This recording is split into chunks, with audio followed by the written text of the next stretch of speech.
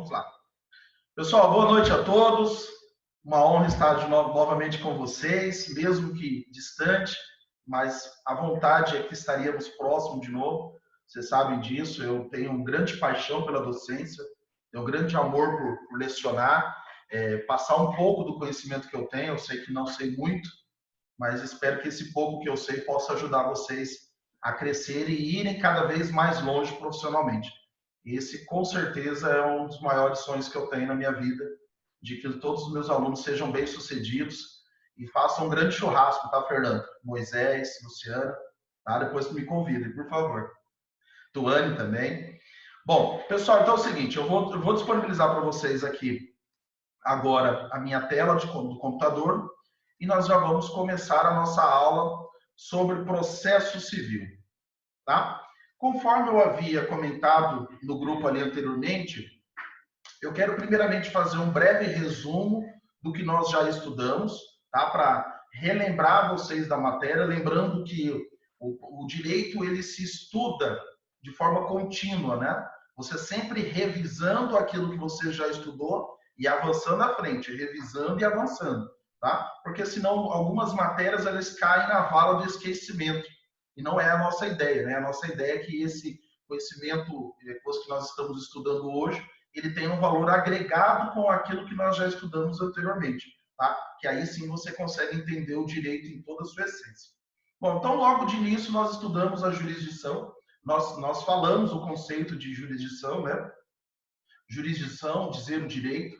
O Estado ele assume para si o papel de pacificador social, ou seja, ele tem o dever de resolver todos os conflitos existentes. Ou seja, ele assume o papel de solucionador de conflitos. Tá? Então, ele vai buscar dar uma decisão àquela ameaça que ocorreu ao seu direito ou à lesão ao bem chamado bem da vida. O que é o bem da vida? É todo e qualquer bem de natureza e de importância. Pode ser um bem abstrato, pode ser um bem físico, pode ser um carro, um celular, pode ser um direito autoral. Tudo isso se chama bem da vida. Então, o Estado, no momento em que ele assume o papel de pacificador social, ele tem que trazer para nós a solução de todo e qualquer conflito que nós colocamos à disposição dele, colocamos à prova do poder judiciário, né? Lembrando que hoje a jurisdição ela é exercida na pessoa do juiz, né? Do Estado juiz, que nós já falamos anteriormente. Como jurisdição, nós temos alguns princípios. Primeiro princípio, investidura. Para se tornar magistrado, para se ter este poder jurisdicional, esse poder de decisão, esse poder de dizer quem está certo e quem está errado, é necessário que você realize alguns atos ou que você tenha algumas aptidões. E aí isso está inserido dentro da investidura. Nós temos hoje que para você ser magistrado, você precisa ser aprovado em um concurso público, né? Nós já falamos que possui algumas fases, entre eles fase objetiva, dissertativa, fase oral e provas e títulos. Existe também a possibilidade de você ter a jurisdição através do quinto constitucional, ou seja, você poderá, se você advogou por mais de 10 anos e tem um notável saber jurídico, tem uma carreira inilibada, uma carreira bem vista pela advocacia, você poderá fazer parte de uma lista sextupla, e poderá ser indicado a se tornar um desembargador de justiça. Então, isso pode ocorrer para os advogados e isso também poderá ocorrer para os membros do Ministério Público. E a outra forma também de ocorrer essa investidura, ou seja, de você ter este poder jurisdicional nas mãos, é você ser aprovado, aliás, ser nomeado pelo presidente da República, e aí você pode dar certo aí e ser convocado a ser o ministro do STF. Lembrando que pela nossa atual Constituição Federal, para ser ministro do STF é necessário somente que se tenha notório saber jurídico. Não é necessário, inclusive, que seja bacharel em direito ou que tenha 10 anos de advocacia, 10 anos de magistratura. Não. É necessário, primeiro, que seja indicado pelo presidente da República. Segundo, que você tenha um notável saber jurídico, porque você vai passar por uma sabatina lá no Senado Federal, tá bom? Então, essas são as 3 formas de investidura. através de concurso público, através do quinto constitucional e através de nomeação do presidente da República, e aí você se torna ministro do STF. Segundo princípio, princípio da territorialidade. Pessoal, em via de regra, o poder jurisdicional, ele consta lá no artigo 16, né, do CPC, e ele estabelece que a jurisdição ela é exercida em todo o território nacional. Então, o juiz de Sinop, ele tem jurisdição lá em Porto Alegre, no Rio Grande do Sul, sem problema algum. Entretanto, porém, todavia, nós bem sabemos que essa jurisdição possui uma limitação. E essa limitação se denomina competência. O fato de ele ter jurisdição em todo o território não significa que ele poderá exercer o seu munus público, a sua função jurisdicional em qualquer lugar. Tá? Então, a territorialidade, por mais que muitos doutrinadores discordam veementemente disso, fala que não, que a jurisdição não possui nenhuma limitação, que o juiz poderá exercer a jurisdição em todo o território nacional, lá, lá. Entretanto, porém, o juiz de Sinop ele não tem poder em Sorriso, ele não tem poder em Lucas, ele não tem poder em Cuiabá. Por quê? Porque existe sim essa limitação referente à competência, tá? Competência nós vamos falar um pouquinho depois e pretendo gravar uma outra aula somente sobre competência, porque é bastante coisa, né? Então, a territorialidade significa que a jurisdição poderá ser exercida em todo o território nacional. E aí, como observação, coloca lá, lembrar da competência. Terceiro princípio, indelegabilidade. Pessoal, a jurisdição não pode ser delegada. Não pode o magistrado querer delegar esta função para um outro poder, por exemplo. Não pode o judiciário delegar essa função para o legislativo, delegar para o executivo, ou o próprio magistrado delegar essa função para um outro servidor. A jurisdição é dele, ele quem tem que realizar este ato, tá? Sob pena até mesmo de ele responder um processo administrativo disciplinar pelo ato. Inevitabilidade. Não pode o magistrado querer evitar a demanda. Quer saber esse processo eu não vou atuar, vou mandar isso para outro colega. Negativo, doutor. O senhor tem obrigatoriedade e responsabilidade com esses autos. O senhor não pode querer evitar a demanda. Inclusive, sobre a inevitabilidade, existem situações excepcionalíssimas que autorizam ele fugir disso, né? Exemplo, o juiz é impedido de julgar aquele processo. Lá nos termos do artigo 144, ou ele é suspeito, existe causas de suspeição, lá nos termos do artigo 145 do CPC. Exemplo, o Fernando é magistrado e a sua esposa é advogada. O Fernando pode atuar no processo em que a sua esposa é advogada, doutora Patrícia? Não. Por que não? Porque ele é impedido em razão do casamento existente entre eles. Tudo bem? Então, essas são causas de impedimento. Exemplo, em Sinop, hoje nós temos o doutor João Guerra, né, a qual ele é magistrado, e o filho dele, o doutor Felipe Guerra, inclusive um excelente advogado, um dos melhores advogados do Mato Grosso, né, em direito penal. Ele e o professor Reginaldo, para mim, dois monstros sagrados, né? E o professor, né, professor, inclusive, Felipe Guerra, ele não pode atuar nos processos, na verdade, o pai dele não pode atuar nos processos em que o Felipe Guerra é advogado. Por quê? Porque o doutor João Guerra é impedido. E aí sim nós temos essa exceção ao princípio da inevitabilidade. Neste caso, ele deverá evitar esse processo. Por quê? Porque presume-se que existe, em razão do laço familiar, pode existir razões de facilitação, razões de interesse e assim por diante, né? Não que seja o caso do doutor João, a qual tem uma transparência com relação a todos os seus atos, mas mesmo assim a lei assim o proíbe. Próximo princípio, princípio do juiz natural. Então esse princípio do juiz natural consta lá na Constituição Federal, que estabelece que todos nós só podemos ser julgados e processados por autoridade competente.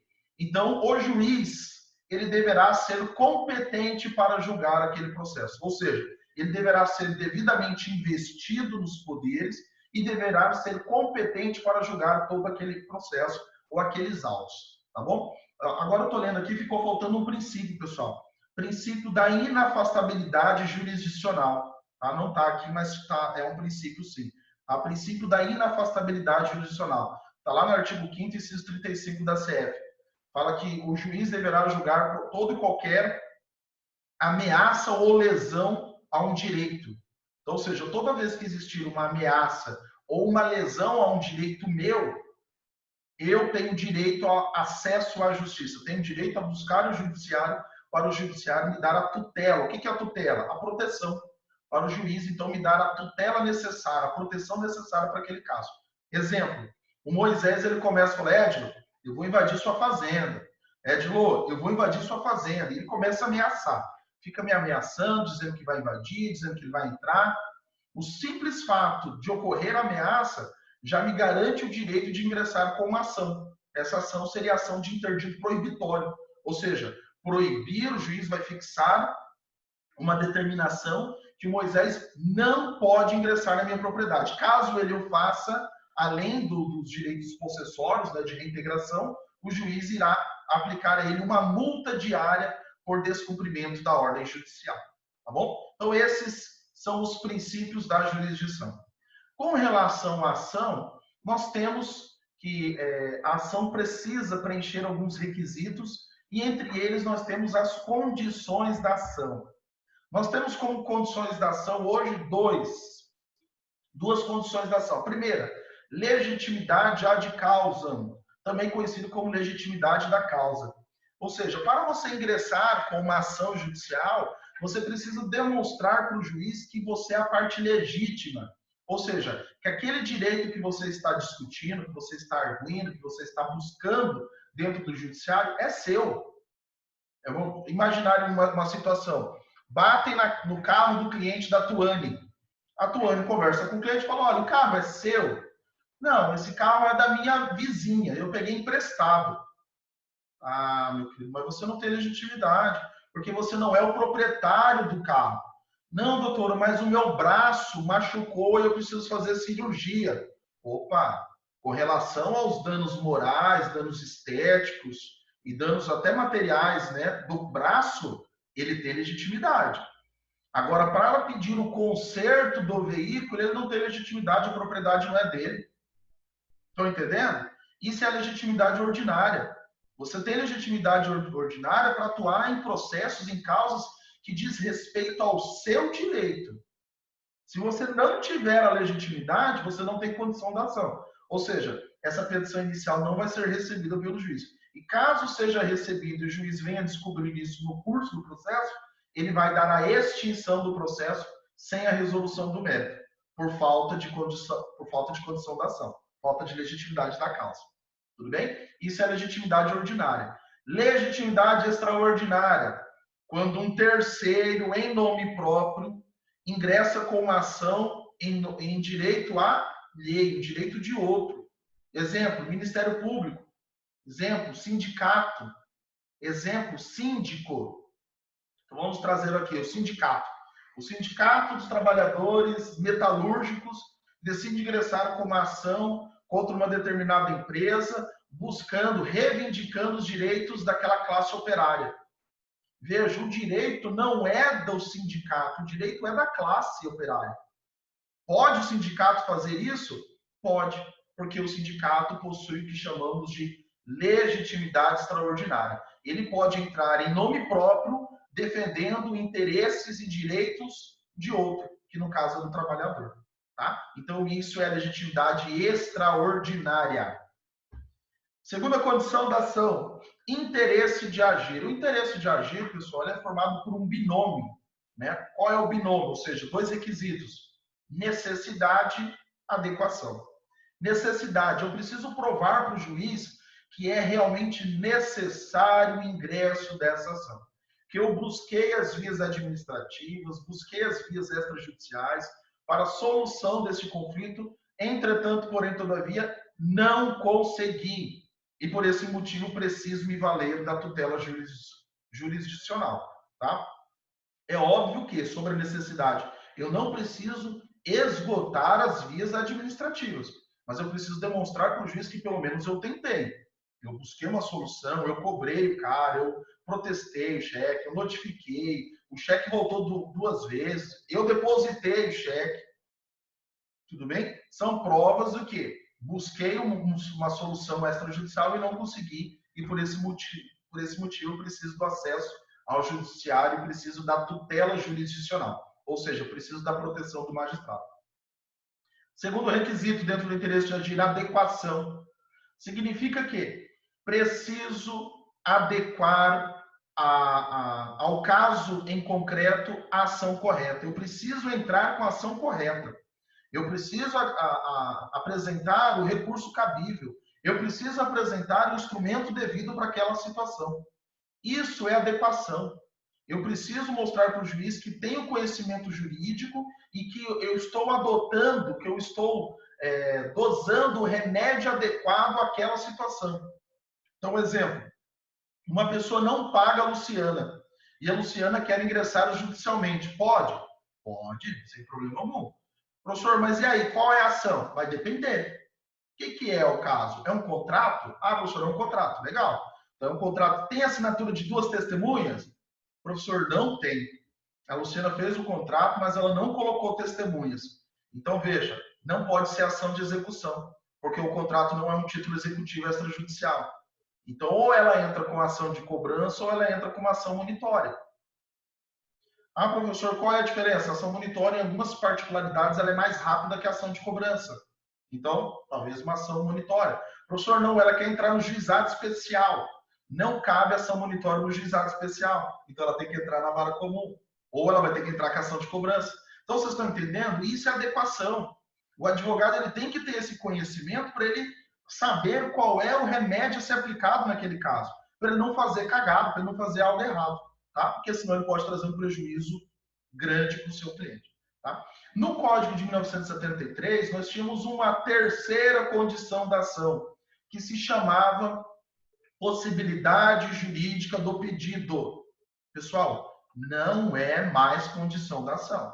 Tá? É bom vocês gravarem, escreverem isso no caderno, por quê? Porque ainda hoje em prova de OAB e ainda hoje em prova de concurso público, eles pedem, eles colocam lá a possibilidade jurídica da ação como condição da ação, e ele não é mais. Tá? Não é mais. Hoje a possibilidade jurídica do pedido, que analisa se o pedido é lícito e possível, é analisado no mérito e não como condição da ação. O juiz vai julgar isso lá no final do processo. Tá bom? E aí, dentro da ação ainda, nós temos os elementos da ação. Ou seja, são aqueles elementos que buscam a identificação e a individualização de cada processo. Auxilia na organização judiciária, né? Auxilia na organização de todo o procedimento judiciário para identificar as partes, para saber o que as partes estão pedindo, a quem está pedindo, se é caso de conexão, se é caso de litispendência. Tudo isso vai conseguindo ser identificado através dos elementos da ação. Tá? Então, os elementos da ação cumprem um papel essencial dentro do judiciário na organização e na prevenção dos processos. Ó, pessoal, chegou para mim uma mensagem aqui que nós temos 10 minutos para encerrar essa live. Tá? Então, quando chegar próximo de 1 minuto, aquilo que eu falei antes para vocês, eu vou encerrar essa reunião, abro uma nova e mando lá no grupo, tá bom? Continuando. Então, elementos da ação. Nós temos, primeiro elemento da ação, partes. É a identificação. Quem é o polo ativo, quem é o polo passivo, existem terceiros interessados ou não. Tudo isso é para identificar o processo. Tudo bem? Lembrando que não significa que a pessoa entrou com o processo, ela é parte. Mas não significa que ela é parte legítima. Tá? Condições da ação é uma coisa, elementos da ação é outra. Elementos da ação é para organização, identificação e individualização do processo. Já as condições da ação são elementos necessários para que o processo seja recebido e julgado pelo juiz. Legal? Conseguiram entender? Tá? Então, partes, beleza. Causa de pedir. Pessoal, a causa de pedir é formada por fatos e fundamentos jurídicos. Ou seja, eu preciso demonstrar para o juiz que eu tenho uma narração fática, quais foram os fatos que aconteceram sobre aquele caso, e eu preciso trazer qual é a fundamentação jurídica aplicada àquele caso. Pessoal, dentro do direito, eu não posso simplesmente narrar a historinha e deu. Ah, não, eu narrei a história, o juiz que julgue. Negativo. Você tem a obrigatoriedade de fundamentar o caso concreto. Inclusive, se você fundamentar errado, o juiz poderá julgar extinto seu processo. Ah, professor, mas por que isso? Porque, primeiro, eu tenho que garantir o contraditório e ampla defesa. Como que o réu vai se defender se ele não está sabendo o que ele está sendo atacado? Né? Segundo, o juiz não pode conhecer dos fundamentos sem que você apresente. Você tem que fundamentar a sua peça. Tá? Existem situações excepcionais lá que, pelo princípio da fungibilidade, mesmo que você ingresse com uma ação errada, você fundamente errado, o juiz possa conhecer. Por exemplo, ações possessórias. Tá? Mas isso é em caráter excepcional. Em via de regra, se você não fundamentar corretamente o seu processo, ele vai ser julgado extinto. Tá? Ah, professor, mas por quê? Ele vai ser julgado extinto por inépcia. Artigo 330, inciso 1º, parágrafo 1º, inciso 1º, lá do CPC. Tá? O juiz vai julgar o indeferimento da petição inicial por inépcia, quando lhe faltar pedido ou causa de pedido. Então, é necessário que a sua petição seja assim muito bem formatada e que você estabeleça toda a causa de pedido, ou seja, os fatos mais os fundamentos jurídicos. Não pode simplesmente narrar os fatos, você tem que fundamentar. E por fim, como terceiro elemento, pedidos. Então você deverá, ao final da sua petição inicial, de forma clara, objetiva, concisa, estabelecer o que você quer com aquilo. Você quer o quê? Quer uma indenização por dano material, dano moral, dano estético? Você quer uma perda de danos? Você quer um lucro cessante? O que você quer? Você tem que esclarecer isso ao final do processo. Lembrando que, por obrigatoriedade de lei, esse pedido ele tem que ser certo e determinado. Você tem que estabelecer ele ali. Você não pode fazer pedidos abstratos. Existem na lei a autoridade de realização de pedidos genéricos, que é o que nós vamos estudar no próximo semestre, tá? No 5º semestre. Mas, em via de regra, vocês têm que saber o quê? Os pedidos devem ser certos e determinados. Em situações excepcionais que a lei autoriza, poderá ser realizados pedidos genéricos, que vai ser que nós vamos estudar no próximo semestre, pedidos genéricos e cumulação de pedidos. Tá bom? Então, isso tudo nós já estudamos, né, no semestre passado, nas aulas anteriores, e aí só estou relembrando vocês aí para auxiliar no conhecimento, né? Pressupostos processuais. Então, nós temos que existem duas espécies de pressupostos processuais, que inclusive caiu na última avaliação que fizemos em sala de aula. Lembra? Lembra, Patrícia? Fernando, Moisés estava bravo comigo. Ah, não, a Luciana estava brava comigo. Pô, professor, você não fala. Me xingou tudo lá. A Bel estava de boa. Acho que era a Luciana que estava brava, me xingou bastante. Tá bom, fazer o quê? Né? Brincadeira, né, Luciana? Não me xingou, não, só pelas costas, mas na frente não, né? Ela é bem querida. Pessoal, brincadeira. Ó, então, pressupostos processuais, nós temos duas espécies. Pressupostos processuais de eficácia, pressupostos processuais de validade. Pressupostos processuais de validade, nós temos 4. Primeiro, existência de jurisdição.